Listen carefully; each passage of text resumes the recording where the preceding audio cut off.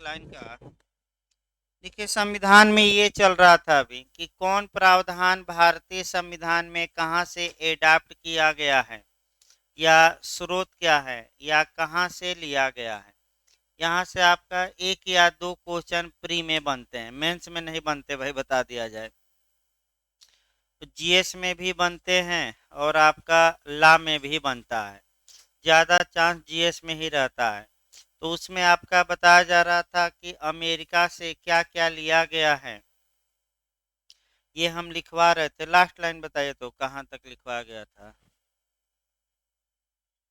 हम्म, थोड़ा तेज बोलिए भाई। हाँ, पारंगत विद्वता हम बता रहे थे। यहाँ से आपका आईएएस में भी क्वेश्चन बना है, जे में भी, जीएस में बना है, ला में भी बना है। क्वेश्चन ये बना है कि जो फेमस जूरिस्ट है वह कहाँ का न्यायाधीश नियुक्त किया जा सकता है। तो केवल और केवल सुप्रीम कोर्ट का। हाई कोर्ट ना मारकर आ जाएगा। और ये प्रावधान कहाँ से लिया गया है, तो अमेरिका से लिया गया है। और किस आर्टिकल में समाहित है, तो वह आर्टिकल बताया गया था आर्टिकल 124 का क्लाज 3, यानी कि 124 के किस क्लाज में, 3 में। अगला ये आपका इक्वल प्रोटेक्शन ऑफ लॉ, यानी कि विधियों का समान संरक्षण। लिखिए, इक्वल प्रोटेक्शन ऑफ लॉ यानी कि विधियों का समान संरक्षण। ये आपका ये भी अमेरिका से लिया गया है। और ये आपका कह सकते हैं कि आर्टिकल 14 में समाहित है, यानी कि अनुच्छेद 14 में दो बातें समाहित है, विधि के समता और विधियों का समान संरक्षण। तो विधि के समता पूछे तो इंग्लैंड मारना है, और विधियों का समान संरक्षण पूछे तो आपका अमेरिका। ये टेक्निकल थोड़ा क्वेश्चन है, इसको अंडरलाइन कर लीजिएगा भाई, गलत लोग करके आते हैं इसको, तो इसको गलत ना हो। इसके बाद लिखिए भाई आपका आयरलैंड का। आयरलैंड से कौन कौन सी बातें ली गई हैं, अब वो देखा जाए। आयरलैंड, जहां तक आयरलैंड की बात है, आयरलैंड से कौन कौन बातें भारतीय संविधान में समाहित है, तो जो मुख्य पूछा जाता है क्वेश्चन, डीपीएस यानी कि नीति निर्देशक तत्व। देश डाल उसके आगे लिखिए नीति निर्देशक तत्व। कई बार क्वेश्चन आ चुका है कि नीति राज्य का नीति निर्देशक तत्व कहाँ से लिया गया है, तो आपका जवाब रहेगा आयरलैंड से। अब नीति निर्देशक तत्व के बारे में दो लाइन जानना है। ये एक तो आर्टिकल आपको लिखना है कहाँ से कहाँ तक है, तो 36 से लेकर 51 तक लिख लीजिए। उसी के आगे देखिए कैसे कैसे क्वेश्चन बना है जे में, वह तीन चार देख लिया जाए मुख्य मुख्य। पहला 4 क्वेश्चन हम बताते हैं, इसी में से ज़्यादा आता है। पहला क्वेश्चन ये बनता है कि जो ये डीपीएस या राज्य के नीति निर्देशक तत्व हैं, ये संविधान के किस पार्ट में दिए गए हैं। तो पहले तो भाग 3 कम से कम याद रखिए। भाग 3 में मूल अधिकार, भाग 4 में नीति निर्देशक तत्व, भाग 5 में मूल आप नहीं, भाग आपका 4A में मूल कर्तव्य। तो जो पिछली बार क्वेश्चन आया था भाग 4A से आया था, क्वेश्चन ये बना था कि फंडामेंटल ड्यूटी या मूल कर्तव्यों का उल्लेख संविधान के किस पार्ट में दिया गया है, तो 4A। ये पिछली बार 2018 के जे में क्वेश्चन आया था। नीति निर्देशक तत्व भाग 4 में दिए गए हैं। अनुच्छेद याद रखिए 36 से लेकर 51 तक में ये आयरलैंड से लिए गए हैं। अब अगला क्वेश्चन बनता है कि ये पूर्ण अधिकार है कि अपूर्ण अधिकार। तो दोनों में अंतर पहले समझिए भाई। अगर एब्सोल्यूट राइट रहेगा इसका मतलब कि उसे इनफोर्स कोर्ट द्वारा कराया जा सकता है, और अपूर्ण रहेगा तो कोर्ट द्वारा वह प्रवर्तनीय नहीं होगा। तो नीति निर्देशक तत्वों को न्यायालय द्वारा लागू नहीं करवाया जा सकता, अतः ये कैसे अधिकार हैं? पूर्ण की अपूर्ण? अपूर्ण। ये अगला क्वेश्चन। इसके बाद जो यूपीजे में क्वेश्चन बनाया कि आखिर अपूर्ण अधिकार है और न्यायालय द्वारा इनफोर्स ही नहीं हो सकते, तो राज्य इनका पालन किस प्रकार है,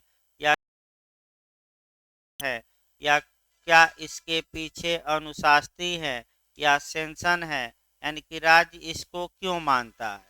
तो आपका एक लाइन जवाब रहेगा वो पब्लिक ओपिनियन, यानी कि लोक मत के कारण, यानी कि इसका मतलब ये हुआ कि जनता के दबाव के कारण राज्य को इन प्रावधानों को मानना पड़ता है। किसके कारण?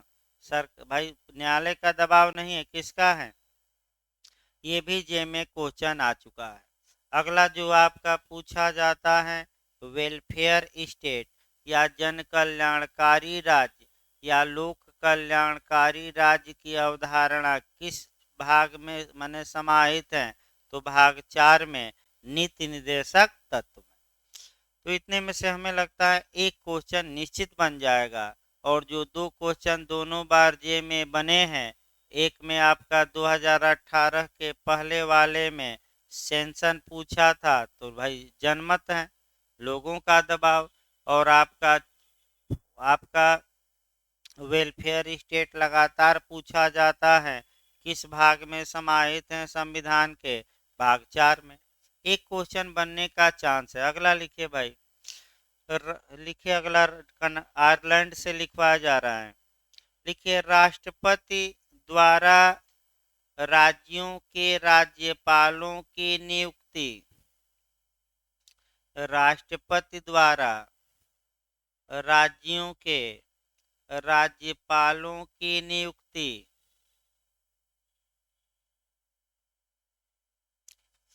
यानी कि राष्ट्रपति स्टेट में गवर्नर की नियुक्ति करता है। तो ये प्रावधान कहाँ से एडाप्ट किया गया है? भारत में, आयरलैंड से। और आर्टिकल किस में है? 155। लिखिए 155, उसको लिखते रहिए। अनुच्छेद 155 में, 155 में ये बात समाहित है। अगला लिखिए भाई, आपका राज्यपाल का राष्ट्रपति के प्रसाद पर्यंत माने प्लीजर, राज्यपाल का, ये सब आयरलैंड से लिखवाया जा रहा है, राज्यपाल का राष्ट्रपति यानी कि प्रेसिडेंट के प्रसाद पर्यंत यानी कि प्लीजर, प्रसाद पर्यंत पद धारण करना, पद धारण करना। आर्टिकल लिखिए 156, संविधान का अनुच्छेद 156।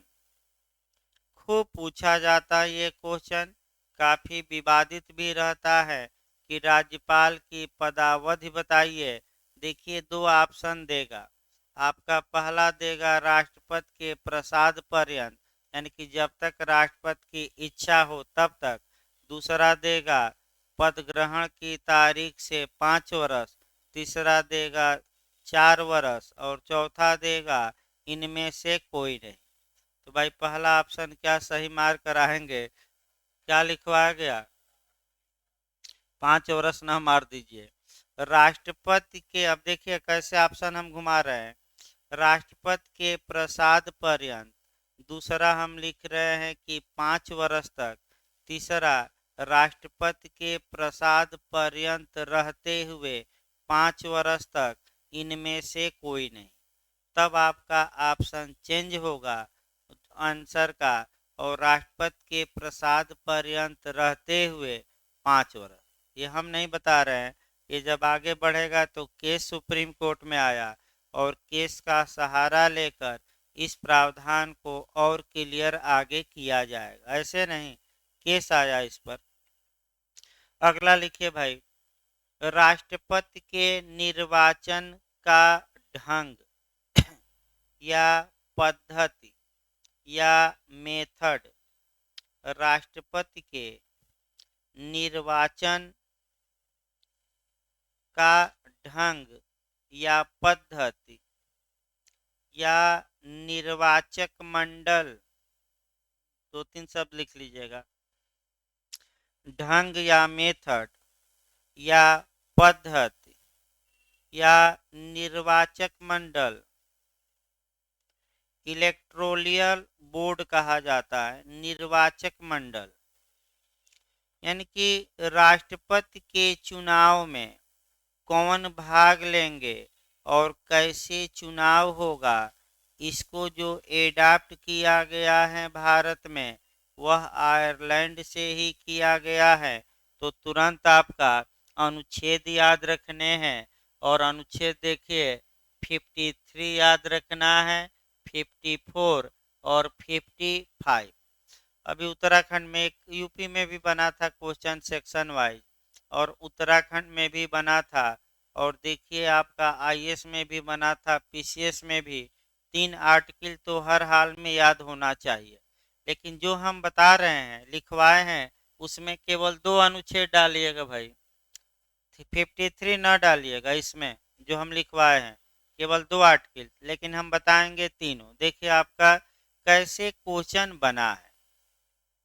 आपका सेक्शन 52 कहता है कि भारत का एक राष्ट्रपति होगा। 53 कहता है कि जो संघ की कार्यपालिका शक्ति होगी वह राष्ट्रपति में निहित होगी, वो अलग बात है। और 53 में एक बात और है जो आपका जीएस में भी पूछ रहा है कि राष्ट्रपति सेना का सर्वोच्च समादेशक होगा, यानी कि सेना को युद्ध के लिए आदेश देना, शांति के लिए आदेश देना या सेना पर कंट्रोल करना। सर्वोच्च समादेशक कौन होगा, कौन सेना को ऑर्डर देता है, तो सर्वोच्च कमांडर कौन है सेना का, राष्ट्रपति। ये किस अनुच्छेद में समाहित है ये पूछा गया था, तो कौन सा अनुच्छेद मार्क कराएंगे, 53। भाई फिर एक बार याद रखें कौन सा अनुच्छेद, ये डायरेक्ट पीसीएस में पूछा गया था कि भारत का राष्ट्रपति आपका माने सेनाओं का सर्वोच्च समादेशक होगा, किस आर्टिकल में समाहित है। तो भाई आर्टिकल गलत ना हो, किस में है, 53 में। अब देखिए क्वेश्चन कहाँ से गलत हो सकता है, वो हमें वही हमें बार बार कवर करना है कि आप गलती कहाँ से कर सकते हैं।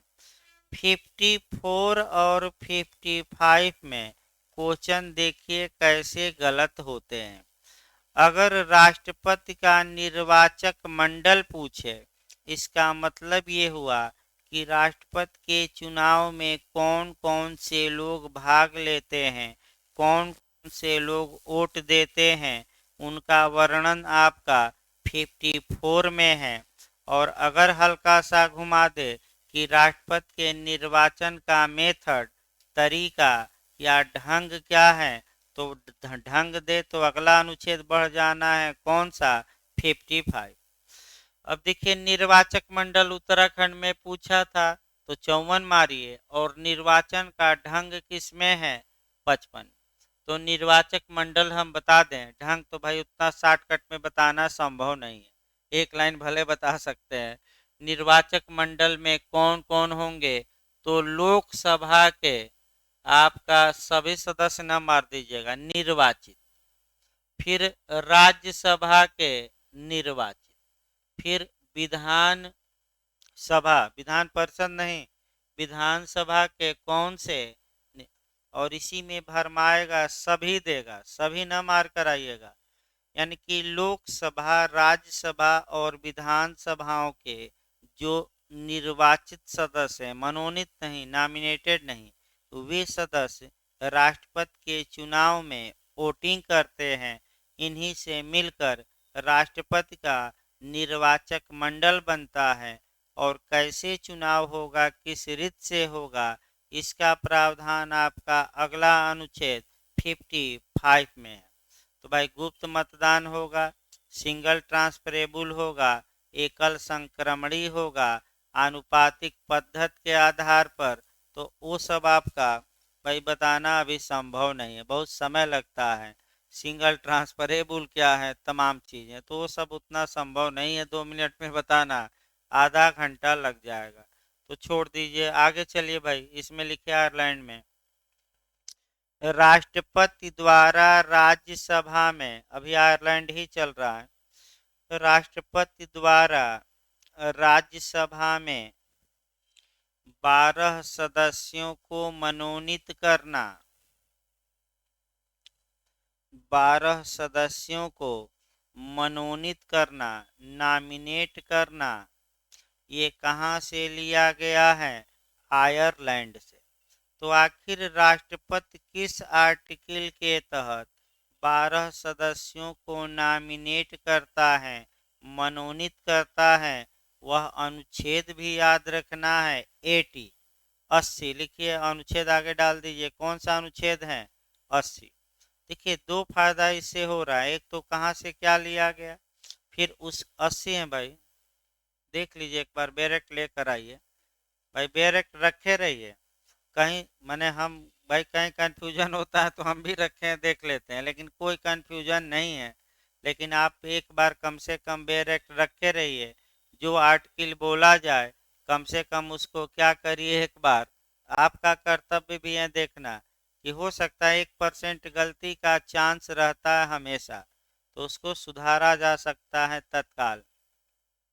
अगला लिखिए, इस प्रकार आयरलैंड से क्या लिया गया, ये बताया गया। अब आइए आपका आयरलैंड के बाद जापान देखा जाए। जापान से ये क्वेश्चन भी आपका ला में बन चुका है, जीएस में भी बन चुका है। जापान से क्या लिया गया है, तो जो जापान से लिया गया आपका, माने जो जापान से लिया गया, लिखिए विधि द्वारा स्थापित प्रक्रिया, प्रोसीजर इस्टेब्लिश बाई लॉ, विधि द्वारा स्थापित प्रक्रिया, प्रोसीजर इस्टेब्लिश बाई लॉ। ये कई लोग यहाँ गलती करते हैं और मारते हैं अमेरिका, जबकि अमेरिका में ड्यू प्रोसेस ऑफ लॉ है, विधि की सम्यक प्रक्रिया है। भारत में विधि की सम्यक प्रक्रिया न देकर विधि द्वारा स्थापित प्रक्रिया दी गई है, और जे में और जीएस में ये दोनों में आ चुका है। अनुच्छेद लिखिएगा आर्टिकल 21, ये कहाँ बताया गया है संविधान में, आर्टिकल 21। अगला लिखिए भाई, अब देश जापान के बाद लिखिए ऑस्ट्रेलिया। जहां तक ऑस्ट्रेलिया की बात है, अब ऑस्ट्रेलिया से क्या क्या लिया गया है, तो लिखिए प्रस्तावना की भाषा, यानी कि जो हमारा संविधान का प्रियम्बल है या उद्देशिका या प्रस्तावना है, उसकी देखिए प्रस्तावना कहाँ से ली गई है, तो अमेरिका मारिएगा, और प्रस्तावना की जो प्रवाहमयी भाषा का यूज किया गया है, वह भाषा कहाँ से प्रेरित है, भाषा दे, तो आप ऑस्ट्रेलिया मारिएगा। मैं फिर बता दूं, अलग अलग है और भाषा। इसके बाद लिखिए कनकरेंट लिस्ट या आपका समवर्ती सूची, समवर्ती सूची या कनकरेंट लिस्ट। अब कनकरेंट लिस्ट देखिए, भारतीय संविधान के अनुसूची 7 में 3 लिस्ट या 3 सूचियां दी गई हैं, संघ सूची, राज्य सूची और समवर्ती। संघ सूची पर कानून बनाना संसद का कार्य है, स्टेट लिस्ट में बनाना स्टेट लिस्ट पर राज्य का, और कनकरेंट का मतलब समवर्ती, समवर्ती मतलब संघ और राज्य पर कानून बना सकते हैं। तो समवर्ती सूची पर कानून बनाने का हक किसको है, संघ को कि राज्य को कि दोनों को, दोनों को। और ये प्रावधान कहाँ से प्रेरित है? ऑस्ट्रेलिया से। अगला लिखिए भाई आपका ऑस्ट्रेलिया का। अगला आपका लिखिए वाणिज्य व्यापार एवं समागम की स्वतंत्रता। वाणिज्य व्यापार एवं समागम की स्वतंत्रता।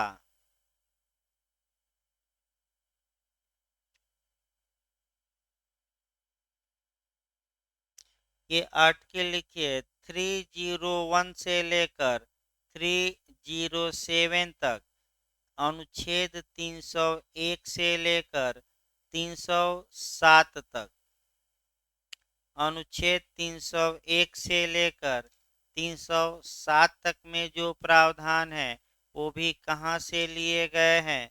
ऑस्ट्रेलिया से। अगला लिखिए आपका देश लिखिए दक्षिण अफ्रीका। दक्षिण अफ्रीका से भी पूछा जाता है। संविधान में संशोधन की प्रक्रिया यानी कि कॉन्स्टिट्यूशन में अमेंडमेंट का जो प्रोविजन है वह आपका कहाँ से लिया गया है? तो आपका जवाब रहेगा साउथ अफ्रीका यानी कि दक्षिण अफ्रीका। खूब पूछा जाता है, अंडरलाइन करिए। आर्टिकल लिखिए आगे 368 यानी कि अनुच्छेद 368 368। अगला लिखिए भाई आपका ऑस्ट्रेलिया। एक दक्षिण अफ्रीका के बाद आपका लिखिए फ्रांस। लिखिए फ्रांस से क्या क्या लिया गया है?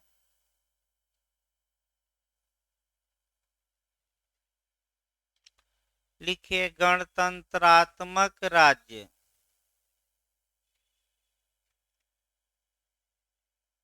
रिपब्लिक जिसे कहा जाता है। भारत एक रिपब्लिक देश है यानी कि गणतंत्रात्मक है, और लोकतंत्र को डेमोक्रेसी कहा जाता है। और ये बात आपका प्रियम्बल में ही दी गई है कि भारत एक क्या होगा? गणतंत्र होगा। सम तो आपका बताया जाएगा। लिखिए इसको आपका गणतंत्रात्मक राज्य। गणतंत्रात्मक राज्य का मतलब समझिए होता क्या है। जो आपका देश का सर्वोच्च पदाधिकारी होता है, तो भारत में सर्वोच्च पदाधिकारी कौन है? तो प्रेसिडेंट या राष्ट्रपति। वो किसी जाति का या किसी विशेष धर्म का या किसी परिवार का या किसी समुदाय का ही न होकर कोई भी व्यक्ति भारत में, अगर कोई भी व्यक्ति इस पद पर चुना जा सकता है तो हम कहेंगे कि उस देश में गणतंत्र है, और केवल एक परिवार के ही लोग राष्ट्रपति बनेंगे या राजा होंगे तो हम कहेंगे कि वहाँ राजतंत्र है। तो राजतंत्र में पीढ़ी दर पीढ़ी चलता है, और गणतंत्र में कोई भी व्यक्ति हेड बन सकता है। तो भारत क्या है? राजतंत्र की गणतंत्र। तो भारत एक, ये भी आपका क्वेश्चन आ चुका है कि भारत कैसा देश है? गणतंत्रात्मक है, ये भी सही है। लोकतंत्रात्मक है, ये भी सही है। दोनों इनमें से कोई नहीं, तो दोनों मार कर आइए एक बार कोरिलेट करके। आपका इंग्लैंड से पूछा गया है, तो इंग्लैंड गणतंत्र नहीं है, क्योंकि वहाँ आज भी आपका जो हेड है एलिजाबेथ सेकेंड है, और वे राजतंत्र का पोषक हैं लेकिन लोकतंत्र हैं। यानी कि इंग्लैंड में राजतंत्र और लोकतंत्र, जबकि भारत में गणतंत्र और क्या है? लोकतंत्र। भाई हेड आपका यहाँ कोई व्यक्ति बन सकता है, कोई दिक्कत नहीं है। तो गणतंत्र आपका अब ये देखना है कि भारत का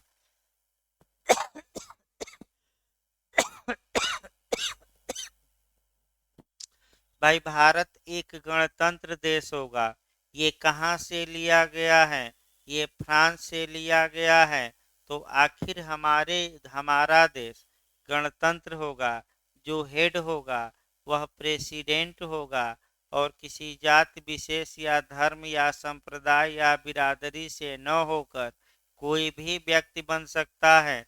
तो क्या कॉन्स्टिट्यूशन में ऐसा कहीं प्रावधान है? तो भाई है, तभी तो हम बता रहे हैं।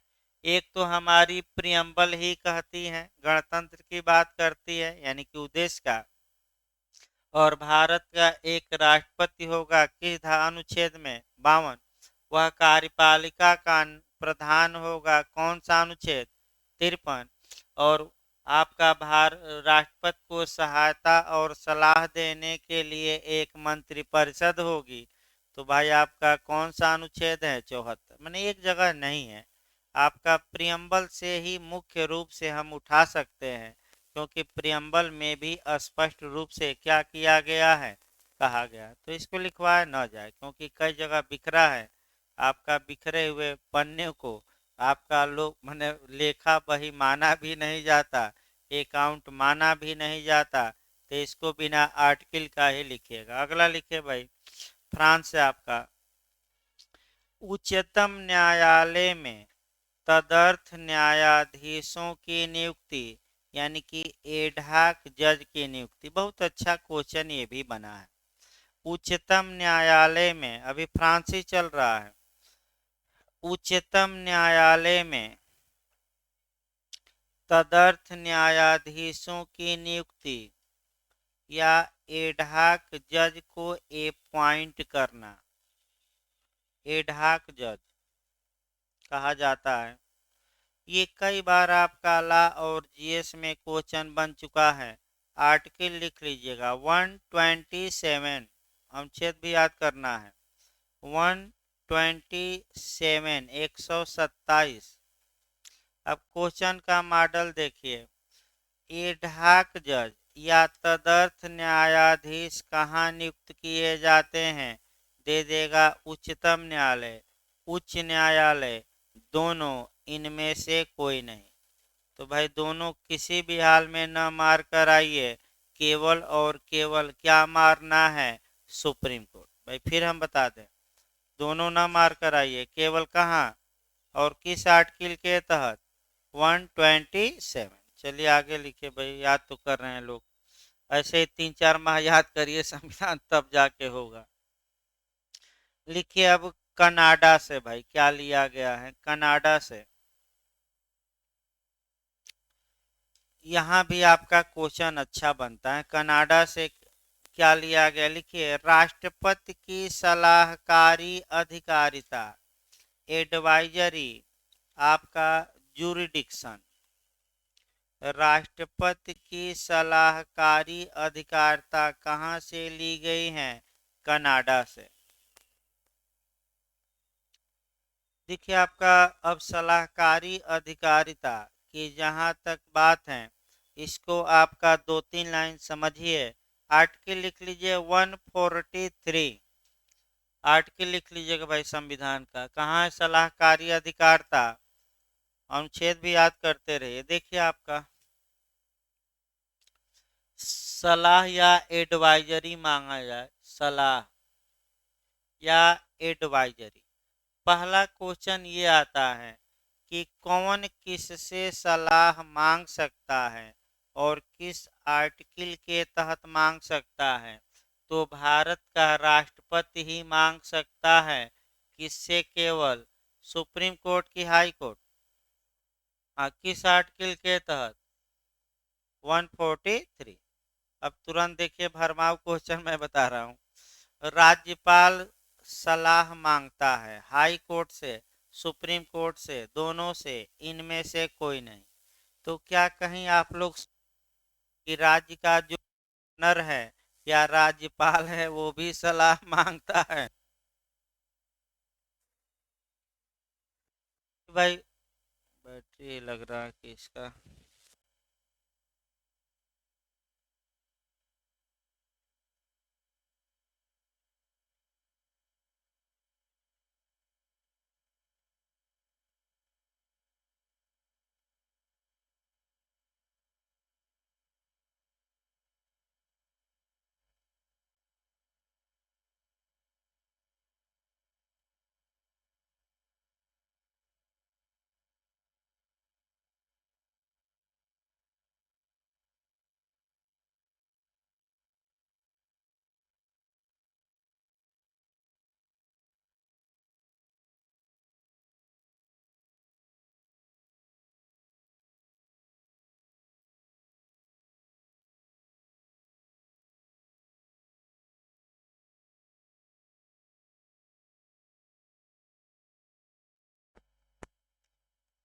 देखिए इसको समझिए थोड़ा, तब आपका आगे बताया जाए। देखिए राज्यपाल सुप्रीम कोर्ट या हाई कोर्ट से एडवाइजरी या सलाह नहीं मांग सकता, ये याद रखिए। भारत में केवल प्रेसिडेंट ही मांग सकता है आर्टिकल 143 के तहत, और किससे मांग सकता है? केवल सुप्रीम कोर्ट। अब ये होगा कि भाई अगर राज्यपाल मांगना चाहता है तो इसके लिए राज्य का सबसे बड़ा अधिवक्ता है एडवोकेट जनरल। आपका अभी पूछा भी गया था महाधिवक्ता, किस एग्जाम में आर्टिकल पूछा गया था भाई, एमपी की कहा कि महाधिवक्ता का प्रावधान किस अनुच्छेद में है? तो 165 में। अभी कहीं आया था क्वेश्चन ये। अब एलएलएम में आया था कि कहाँ आया था, हमें याद नहीं आ रहा है, लेकिन अभी आपका क्वेश्चन 4-5 माह पहले किसी एग्जाम में आया था। आर्टिकल पूछा था कि महाधिवक्ता के बारे में प्रावधान किस आर्टिकल में? तो 165। और महान्यायवादी पूछे अटॉर्नी जनरल जो संघ में होता है तो 76।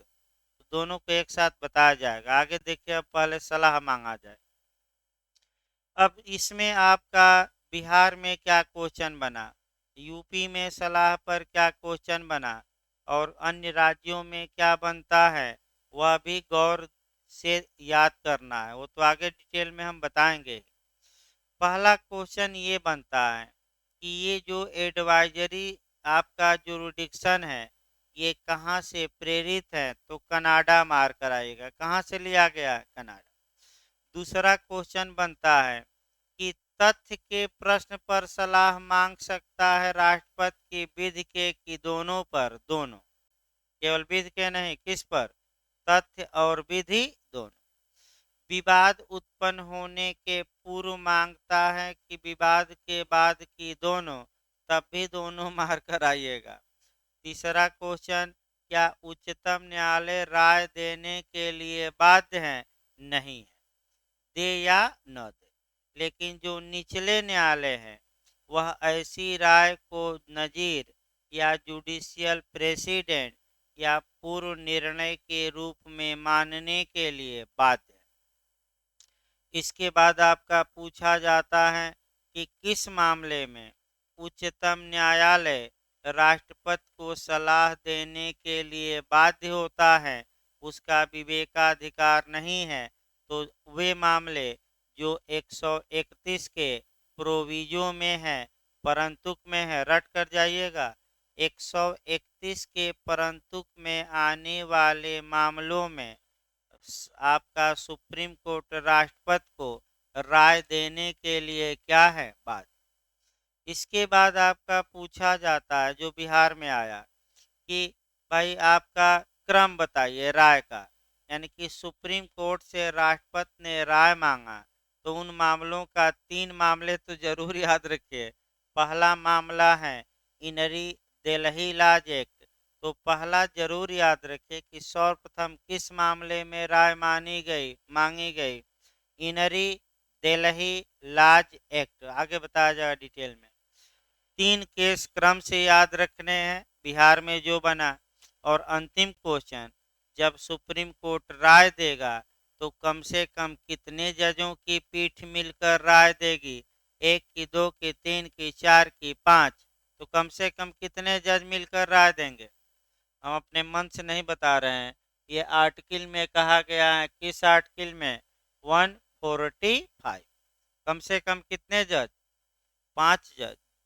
देखिए फिर एक बार याद रखिए, अभी टीटी में भी आपका पूछा गया था इसके पहले वाले में कि संविधान के निर्वचन में या इंटरप्रिटेशन या व्याख्या में कम से कम कितने जज होने चाहिए? तो दिमाग में अस्थिर बैठा लीजिए। संविधान में 2 ऐसी कंडीशन है जहां की कम से कम 5 जजों की बेंच ही या पीठ ही मिलकर आपका एक साथ सुनवाई करके कार्य करेगी। पहला है कि जब संविधान की व्याख्या करना हो। अब निर्वचन लिख दिया गया था और जीएस वालों को समझ में ही नहीं आ रहा था कि निर्वचन किस चिड़िया का नाम है।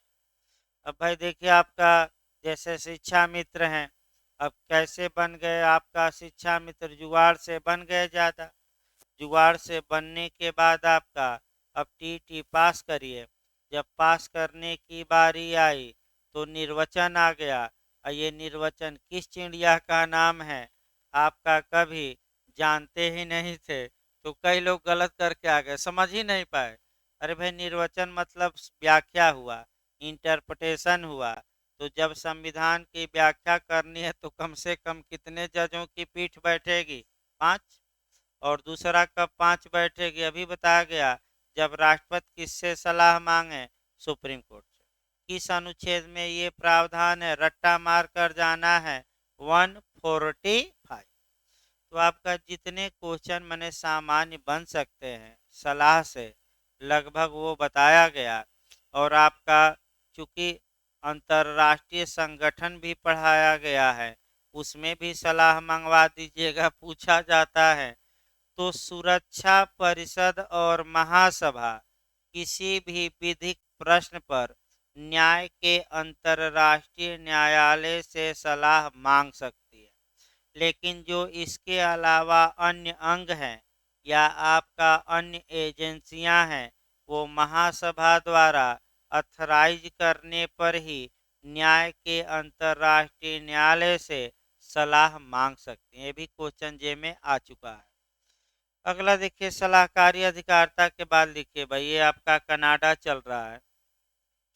अगला आपका माने भारत राज्यों का संघ होगा, ये बहुत पूछा जाता है, ये भी क्वेश्चन। कनाडा चल रहा है आपका, भारत राज्यों का संघ होगा, यानी कि भारत अर्थात इंडिया अर्थात भारत राज्यों का संघ होगा, यूनियन ऑफ स्टेट होगा। अब देखिए क्वेश्चन कैसे आईएएस में बने हैं। आर्टिकल लिख लीजिए पहले भाई, अनुच्छेद 1(1), यानी कि अनुच्छेद 1 का क्लाज किस में है? अब देखिए इंटरव्यू में कैसे कैसे क्वेश्चन बना है, आईएएस में जीएस में कैसे क्वेश्चन बना है। क्वेश्चन आपका पहला बना है कि संविधान में भारत शब्द का प्रयोग कहाँ किया गया है।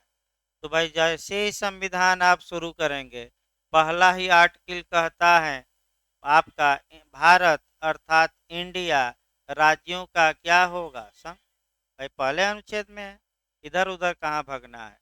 दूसरा क्वेश्चन ये बना है, देखिए आईएएस में भी और तमाम, कि भारत में संविधान के किस अनुच्छेद में फेडरल या परिसंघ शब्द का प्रयोग किया गया है। तो भारत में उचित कारणों से ही परिसंघ शब्द का, फेडरल शब्द का यूज नहीं किया गया है। तो भारत कैसा राज्य होगा? परिसंघ होगा कि राज्यों का संघ होगा? तो राज्यों का संघ अमेरिका से लिया गया है कि कनाडा से?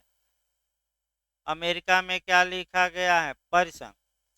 अब इंटरव्यू में जो पूछा जाता है कि फेडरल और यूनियन ऑफ स्टेट में डिफरेंस क्या है, वही अंतर हम बता रहे हैं 2 लाइन में।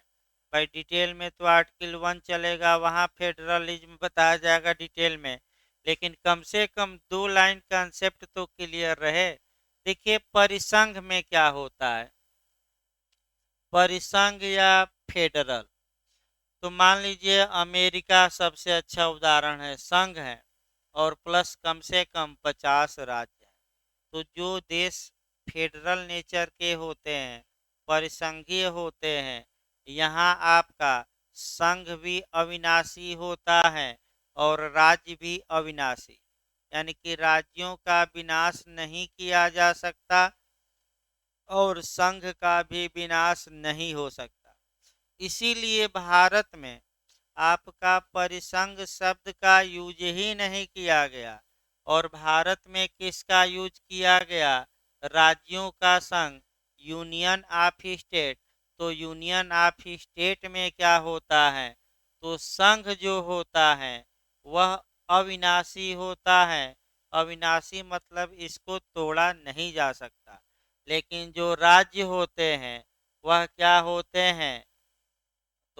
विनाशी, तो उत्तर प्रदेश का ही विनाश कर दिया गया और कौन सा राज्य बना दिया गया, दूसरी जगह क्या जाया जाए।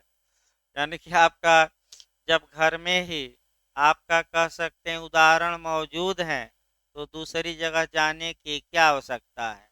तो घर में ही है तो उत्तर प्रदेश का विनाश करके क्या बना दिया गया भाई, उत्तराखंड बना दिया गया। यानी कि फिर अर्थात भारत में अब कॉन्सेप्ट बनाइए, राज्यों का संघ याद रखिएगा, या इसमें कोई क्वेश्चन पूछे राज्यों का संघ मतलब क्या, तो एक शब्द जरूर याद रखिए, संघ अविनाशी और राज्य का विनाशी, और कुछ भले ना याद रखिए लेकिन कहाँ से लिया गया है दूसरा क्वेश्चन, तो आपका क्या जवाब रहेगा, कनाडा से। देखिए इसका मतलब भाई, एक और उदाहरण इसको मैंने बताया जाए, यानी कि जो ये भारत है, अगर कोई राज्य चाहे कि हम भारत से अलग हो जाएं, ये संभव नहीं, और लेकिन संघ चाहे तो राज्यों को तोड़ सकता है।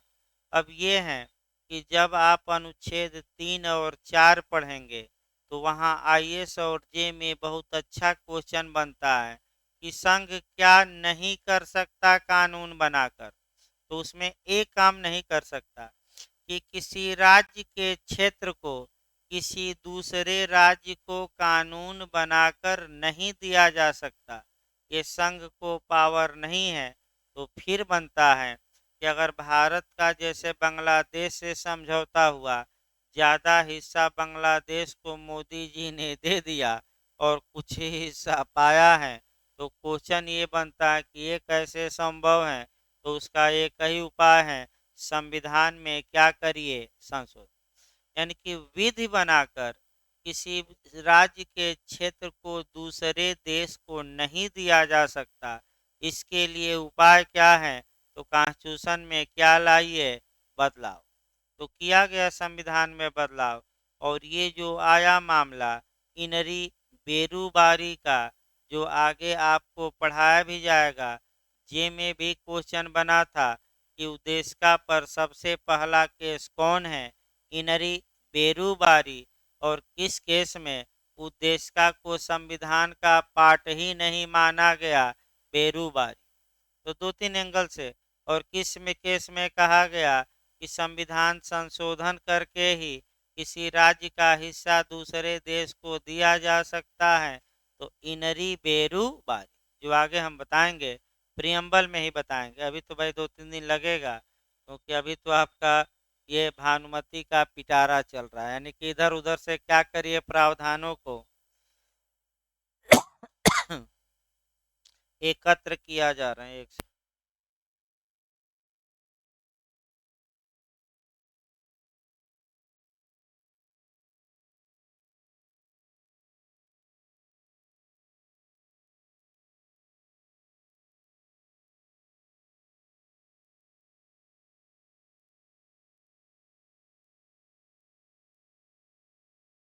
ये ने कि राज्यों का संघ भी निपट गया, कहाँ से लिया गया, कनाडा। अब लिखिए अवशिष्ट शक्तियां, देखिए तो संघ है कि संसद, अभी 200 248 निकालिए तो, नहीं केंद्र नहीं भाई, कौन अभी आया था झारखंड में, एक शब्द गलत हो जाएगा तो गलत मार्कर आ जाएंगे। हल संघ है कि संसद है, ये हमें देखना है। अनुच्छेद 248 देखिए क्या लिखा, यूनियन। लिखिए भाई आपका, अगला लिखिए तब बताते हैं। अवशिष्ट विधायी शक्तियां संघ में लिखा है कि आपका संसद में, हाँ संसद लिखा है, एक बार देखिए तो।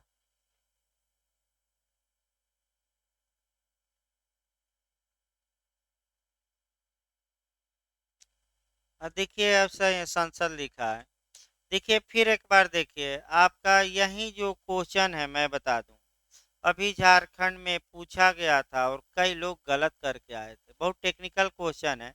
फिर आपका पहले लिख लीजिए तब समझा जाए, एक लाइन लिख लीजिए, अवशिष्ट शक्तियां संसद में निहित होंगी, संसद लिखिएगा, लिखिए, ये कनाडा से लिया गया। अवशिष्ट शक्तियां संसद में निहित होंगी। आर्टिकल लिखिए 248। कौन सा अनुच्छेद है? 248। आगे अनुच्छेद डालते रहिए। अब अवशिष्ट शक्तियां देखिए क्या होती है। देखिए, जो 7वीं अनुसूची में संघ सूची में जो विषय दिए गए हैं उस पर कानून बनाने का अधिकार भाई संसद को है, कोई संघ को है, कोई दिक्कत नहीं।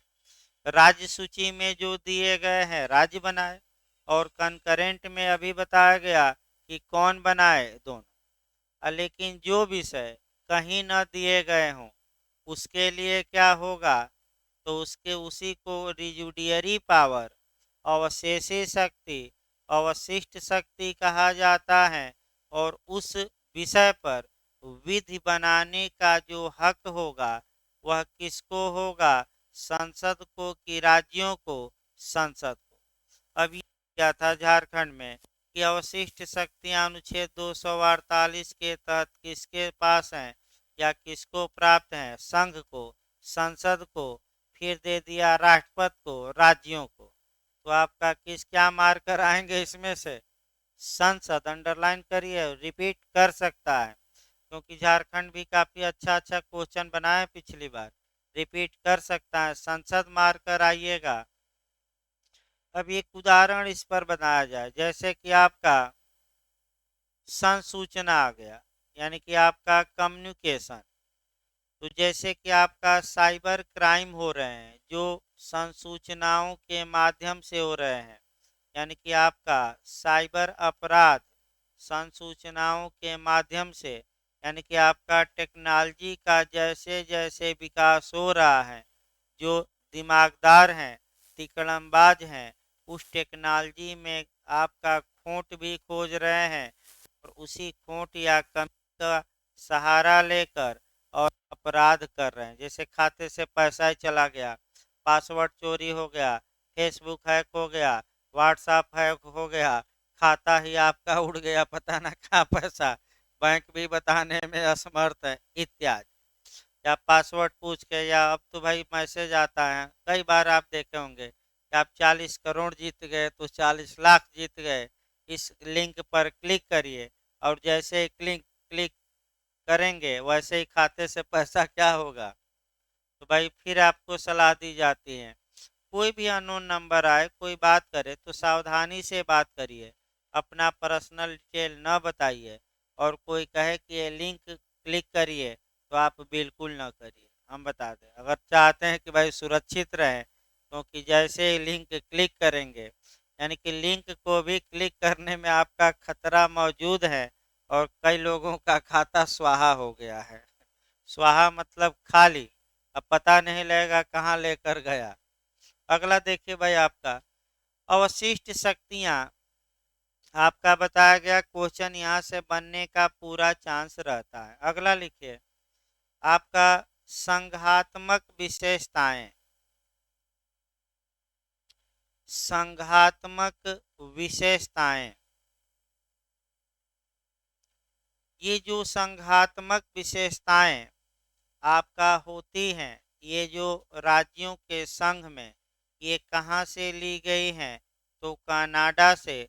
तो संघात्मक विशेषताएं आगे बताया जाएगा, 5 मुख्य रूप से विशेषताएं हैं और वह आगे हम बताएंगे, अभी भाई संभव नहीं है।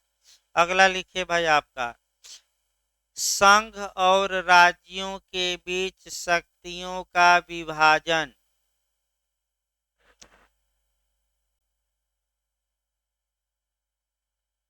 संघ और राज्यों के बीच शक्तियों का विभाजन, डिवीजन ऑफ पावर इसको कहते हैं। डिवीजन ऑफ पावर, भाई सेपरेशन ऑफ पावर ना लिख दीजिएगा, अभी दोनों में हम अंतर बता रहे हैं। आपका डिवीजन ऑफ पावर, ध्यान से इसको देखिए, बहुत ये भी आपका कंसेप्चुअल क्वेश्चन है और इंटरव्यू में ज़्यादा पूछा जाता है, इसमें कोई शक नहीं है। एक होता है, हाँ अनुच्छेद लिख लीजिए भाई तब उसको चला जाए, 246 आर्टिकल उसके आगे लिखिए। अनुच्छेद 246 तथा अनुसूची 7, अनुच्छेद 246 एवं शेड्यूल नंबर 7, अनुसूची नंबर कौन सा? 7। तो पहले दो शब्द को हम देखते हैं। कंसेप्चुअल क्वेश्चन इंटरव्यू में काफी ये पूछा जाता है। पहला आपका शक्ति का या शक्तियों का विभाजन, इसको कहते हैं डिवीजन ऑफ पावर, याद रखिए। और दूसरा होता है शक्ति का पृथक्करण, यानी कि सेपरेशन ऑफ पावर। अब पूछा ये जाता है कि क्या दोनों चीजें एक हैं कि अंतर है? तो आपका जवाब रहेगा अंतर है।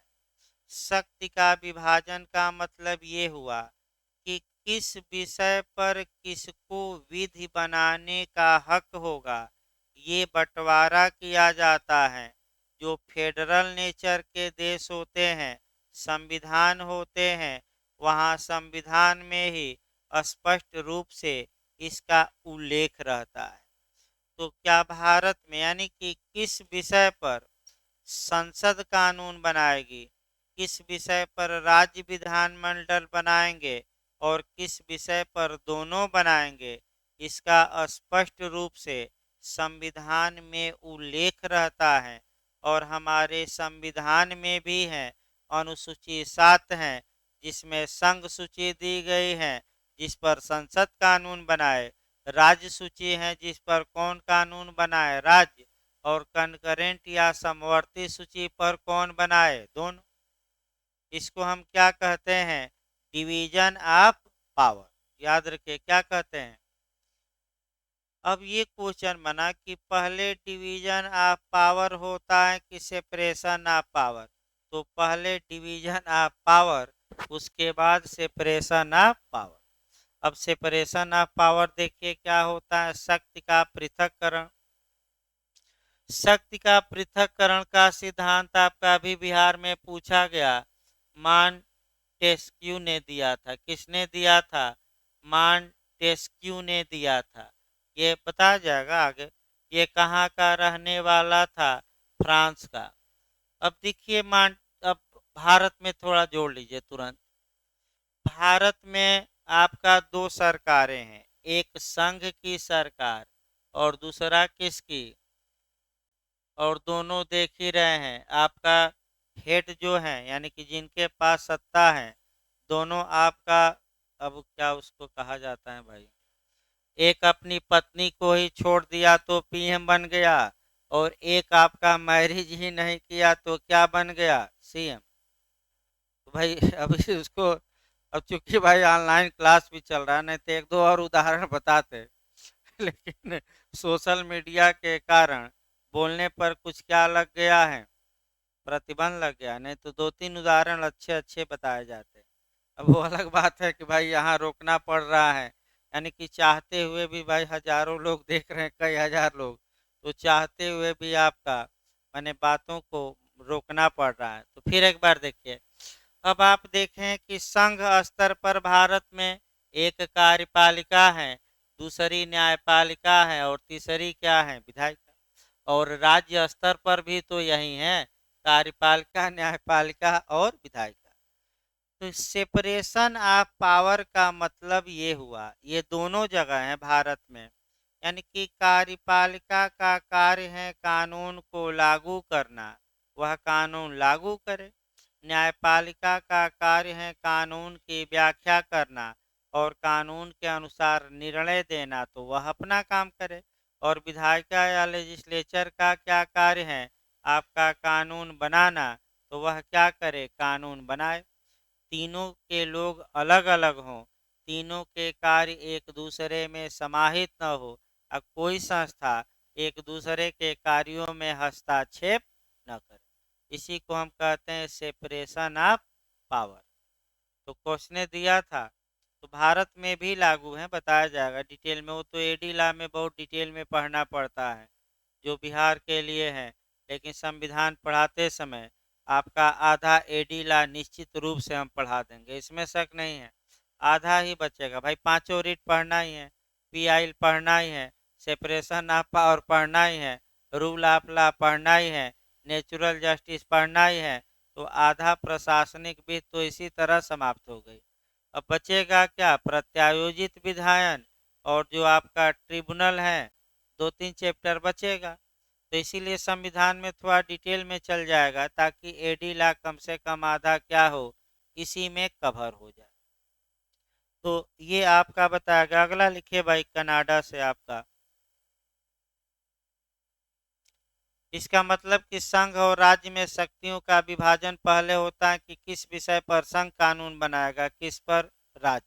इसके बाद दोनों सरकारें बनती हैं और तब दोनों सरकारों में कार्यपालिका, विधायिका, न्यायपालिका में आपका शक्ति का पृथक्करण होता है। इसका मतलब ये हुआ भाई। आइए अगला लिखिए, कनाडा से। राज्यों में राष्ट्रपति शासन, अभी कनाडा ही चल रहा है। राज्यों में राष्ट्रपति शासन, तभी आपका बिहार में पूछा भी गया था कि राज्यों में राष्ट्रपति शासन बिहार में आया था भाई आपका। तो बताइए भार किस अनुच्छेद में है? इतना तो याद रहे पुराने लोगों को। 356 लिखिए, 356 अनुच्छेद लिख लीजिए, 356। अब क्वेश्चन देखिए, राज्यपाल किसकी सलाह पर आपका राष्ट्रपति शासन लगाता है, किसकी रिपोर्ट पर? तो राज्यपाल की।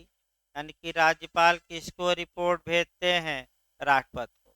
तो फिर डायरेक्ट लास्ट में देखा जाए, क्योंकि आईपीसी भी चलानी है, तो आपका वो भी भाई आधा पौन घंटा ही चले, क्योंकि शेड्यूल थोड़ा बहुत आपका ये आपका मैंने अभी 10-15 मिनट अस्त व्यस्त चल रहा है इंग्लिश की क्लास शुरू होने के कारण।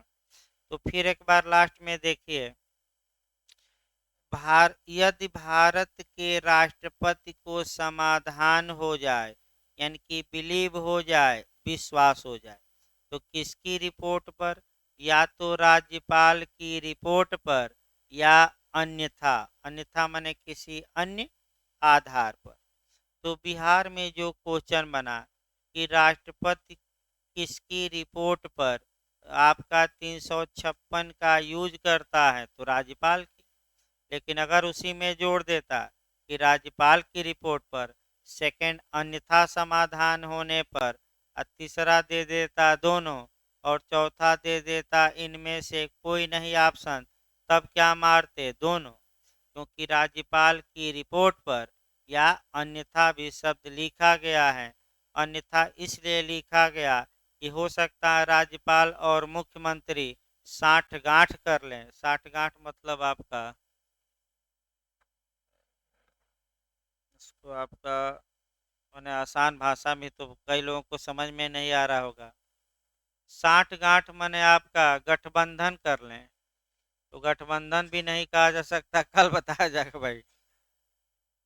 हाँ, दोस्ती भी कर लें, लेकिन दोस्ती ऐसी कि कानून का उल्लंघन करके। यानी कि हो सकता है कि राज्यपाल और मुख्यमंत्री साठगांठ कर लें, मिल जाएं, और मुख्यमंत्री संविधान का उल्लंघन करते रहें और राज्यपाल मौनी बाबा की तरह रहें, राष्ट्रपति को रिपोर्ट ही न दें। इसीलिए अन्यथा रखा गया कि राष्ट्रपति को किसी भी तरीके से जानकारी मिल गई तो वह राज्य में क्या लगा सकता है? राष्ट्रपति। केवल राज्यपाल की रिपोर्ट पर नहीं, वो अलग बात है कि पूछा गया था केवल कि सुप्रीम कोर्ट की रिपोर्ट पर, कि राज्यपाल की रिपोर्ट पर, कि मुख्यमंत्री, वो अलग बात है, लेकिन मॉडल चेंज हो सकता है। तो 10 मिनट बाद भाई आईपीसी शुरू चलेगी। अभी आपका 10 मिनट का ब्रेक ले लीजिए। देखिए आपका साइंस की क्लास भाई आपका दूसरे टीचर से पढ़ाया जाएगा, जो आपका चाणक्य आईएएस और तमाम जगह आपका पढ़ाते हैं। कल से 12 बजे से साइंस की क्लास दूसरे टीचर पढ़ाएंगे, बता दिया जाए आपको। क्योंकि कई लोगों ने आपत्ति की कि सर बहुत तेज पढ़ा रहे हैं और आपका फ्लो में नहीं चल पा रहा है। तो भाई ठीक है, हमें कोई आपत्ति नहीं, पहले ही बताया गया था कि कोई बाध्यकारी नहीं है। न समझ में आया तो आप बता दीजिए, दूसरा टीचर मौजूद है। तो इस बार अच्छा टीचर खोजा गया है, जो आपका दिल्ली वली तक जाकर पढ़ाते हैं, तो किसी तरह आपका हुआ कि 1 घंटा निकालिए। तो कल से साइंस की भी क्लास 12 बजे से चलेगी। सुजीत जायसवाल सर हैं जो दिल्ली वली जाकर भी पढ़ाते हैं, साइंस एंड टेक्नोलॉजी आपका। यहाँ चाणक्य आईएएस जो है आपका, मैंने इलाहाबाद में, उसके टीचर हैं वो। और आपका कल से साइंस की भी क्लास चलेगी। और आज साइंस वाले सर आएंगे तो पढ़ लेना है, कुछ बोलना नहीं है, ये नहीं कि बता दीजिएगा। भाई बात नहीं हो पाई है तो आप, मैंने पढ़ना हो तो पढ़िए, नहीं तो निकल जाइएगा। कुछ बोलना नहीं है भाई, ये नहीं कि आप नहीं पढ़ाएंगे, ये सब नहीं बोला जाता। भाई धीरे से आपका इशारा कर दिया जाता है कि कल से न आइए, मैंने धीरे से आपका बातों को संभाला जाता है, उनकी बेइज्जती ना हो भाई, कोई भी टीचर हैं। तो 10 मिनट बाद आईपीसी चलेगी भाई, आपका 77 से शुरू करना है। 77 और 78 से क्वेश्चन एक बनता है, इस बार भी उत्तराखंड में बना था।